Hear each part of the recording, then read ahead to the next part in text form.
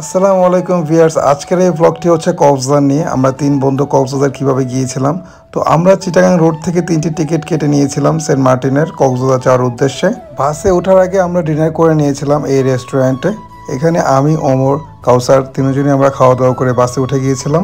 দেখতে দেখতে আমরা চলে আসলাম চট্টগ্রাম পাহাড়ি অঞ্চলে। সকালবেলা এই ভিউটা অসাধারণ লেগেছিল। আমরা কক্সবাজার ঢুকিয়ে একটা রুম বুক করে নিয়েছিলাম। আমাদের রুম থেকে সমুদ্র সৈকতের অসাধারণ একটা ভিউ আসতেছিল, যেটা আমি জুম করে দেখানোর চেষ্টা করতেছিলাম। আমি এবং ওমর কিছু একটা ভেবে হাসতে হাসতে আমরা দুজনেই পাগল হয়ে যাচ্ছিলাম।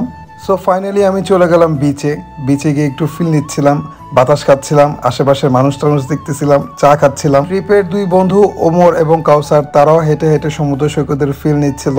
আমি ছবি তোলার জন্য প্রস্তুত হয়ে গিয়েছিলাম কিভাবে ছবি তুলবো। ছবি তোলার শেষে আমি কিছু ভিডিও করতেছিলাম, যেগুলো আমি রিলসে আপলোড করব। সারাদিন ঘুরে অনেক ক্লান্ত হয়ে গিয়েছিলাম, তাই একটু মাথা ম্যাসেজ করে নিলাম।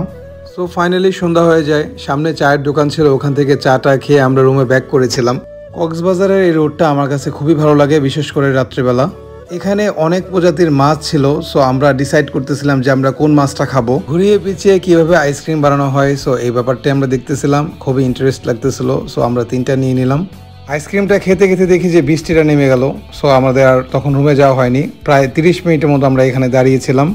অসাধারণ একটি আকাশের ভিউ দিয়ে আমাদের সকালটা শুরু হলো। আমরা বেঞ্চে বসে বসে আকাশ দেখতেছিলাম। ভিউ দেখতে দেখতে এক পর্যায়ে আমি খুব ক্লান্ত হয়ে শুয়ে পড়ছিলাম।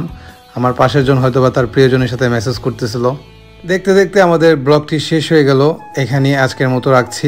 দেখা হবে আবার নেক্সট কোনো ব্লগে। সবাই ভালো থাকবেন, সুস্থ থাকবেন। আসসালামু আলাইকুম।